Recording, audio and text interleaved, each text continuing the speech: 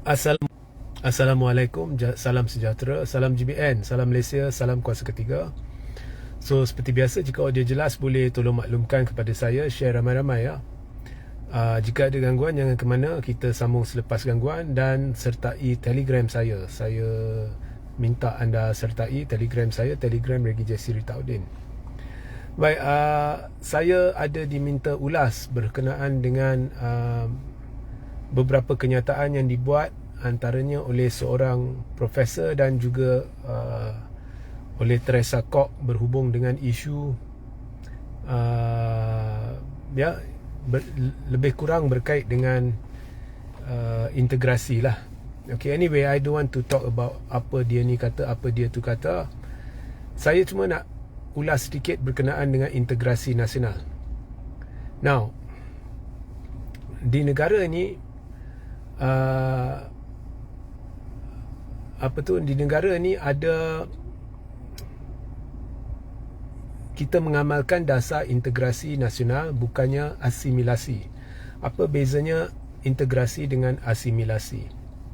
Baik, jika kita lihat di negara lain, contohnya jika anda hendak jadi warga negara Jepun, okay, atau anda hendak jadi warga negara Indonesia dan anda bukannya dikira sebagai berasal dari tanah itu, okay, maka anda tidak boleh mengharapkan anda duduk di Indonesia atau anda duduk di Jepun tetapi anda mengamalkan secara terbuka tanpa had budaya, cara hidup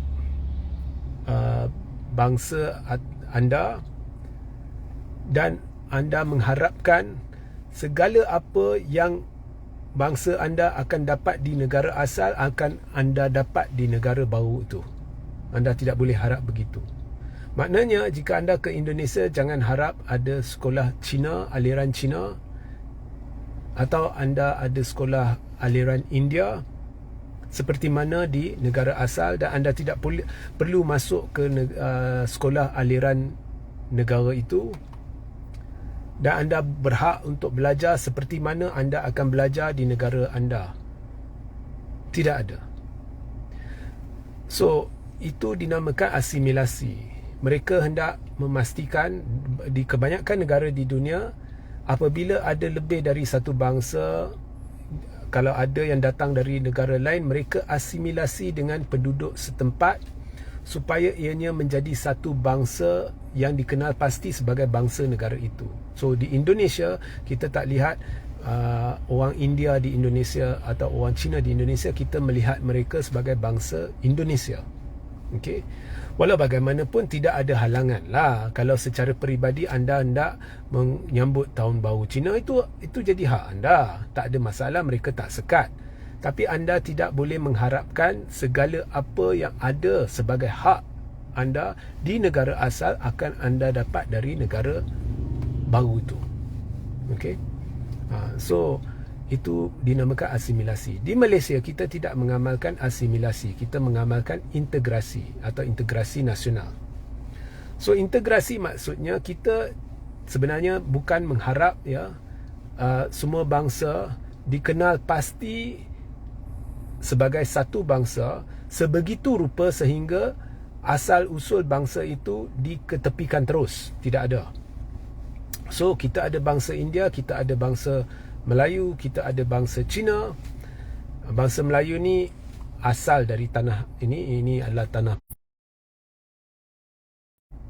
So semuanya berkongsi tanah bersama orang Melayu berdasarkan kontrak sosial, dan kontrak sosial ini ada 4 paksi utama yang menjadi asas kepada persetujuan yang dicapai yang membenarkan bangsa India, bangsa Cina dan sebagainya duduk di tanah Melayu sebagai warga negara tanah Melayu. Dan asas-asas kontrak sosial ini ada dalam bentuk tertulis dan menjadi asas kepada tertubuhnya asas kepada perlembagaan persekutuan, ya. So ini adalah fakta. So di atas kontrak sosial ni mereka menjadi warga negara dan berkongsi tanah sebagai warga negara, tetapi mereka boleh mengharapkan ada hak-hak mereka terpelihara juga.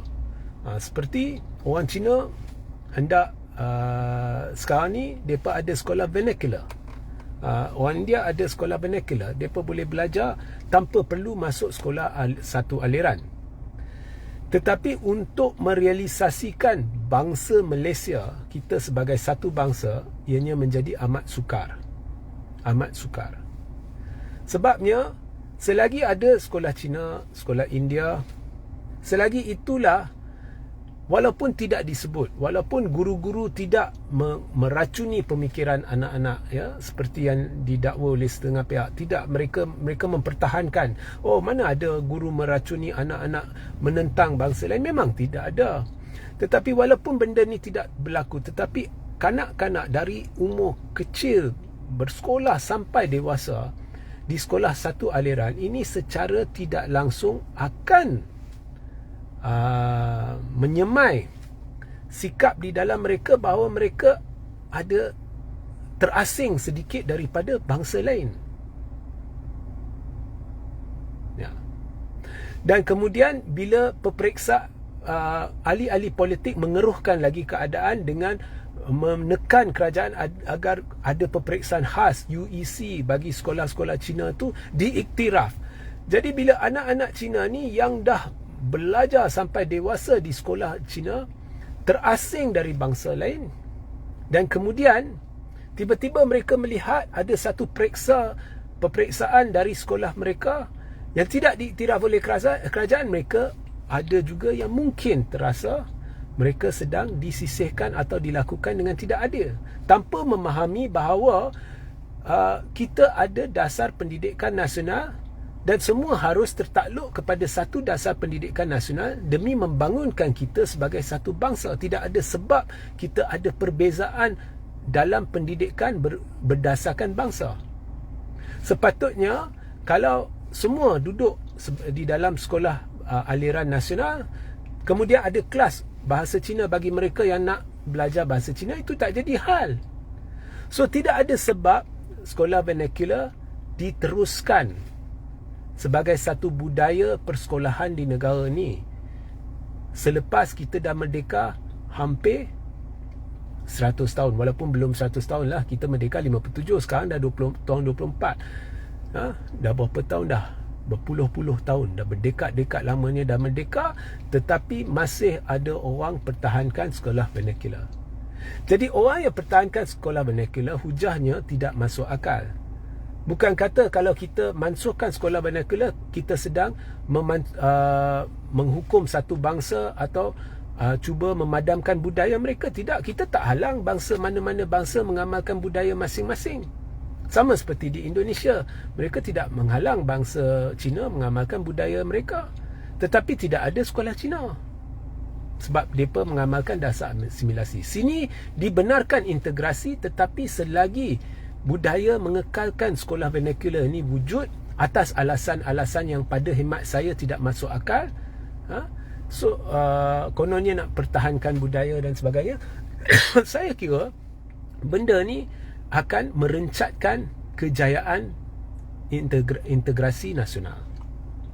Merencatkan, ya, bangsa Cina yang belajar di sekolah vernacular akan secara sudah dipupuk secara tidak langsung, bukan dengan kata-kata guru, bukan dengan apa, tetapi dengan keberadaan mereka dalam satu suasana yang terasing dengan bangsa lain. Walaupun mungkin ada orang Melayu yang belajar dalam sekolah Cina sini sana, tapi secara amnya terasing.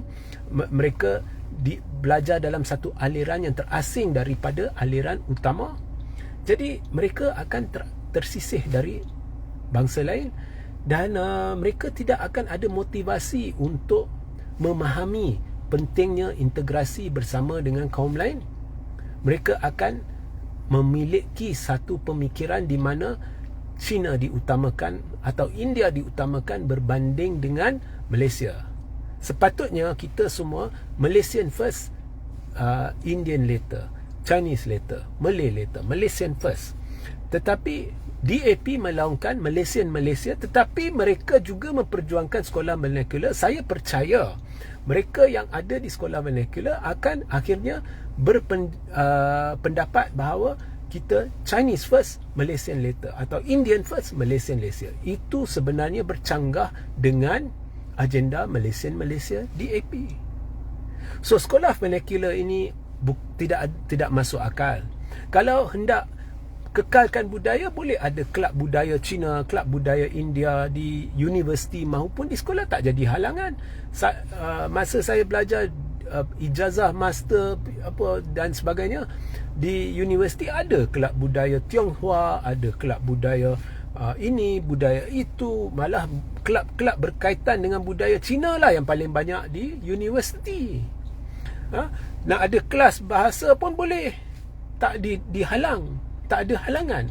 Saya sekolah rendah, kalau ada cukup korum, depa, walaupun saya belajar di sekolah Melayu sebenarnya, sekolah tu memang sekolah yang askar-askar hantar anak-anak mereka. Saya memang darjah 1 sampai 6 dalam persekitaran tersebut, ya.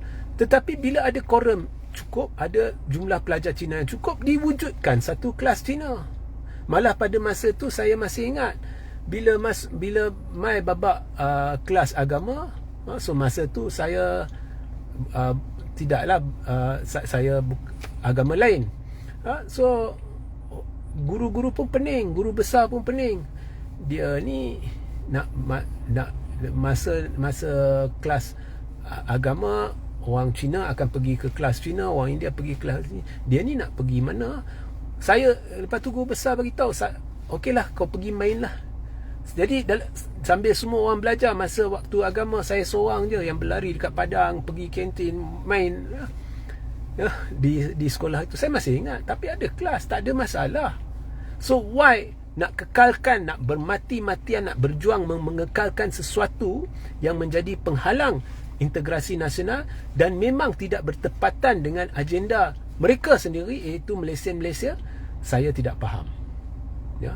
So fikir-fikirkanlah. Sehingga kita berjumpa di lain masa. Assalamualaikum, salam sejahtera, salam GBN, salam Malaysia dan salam kuasa ketiga.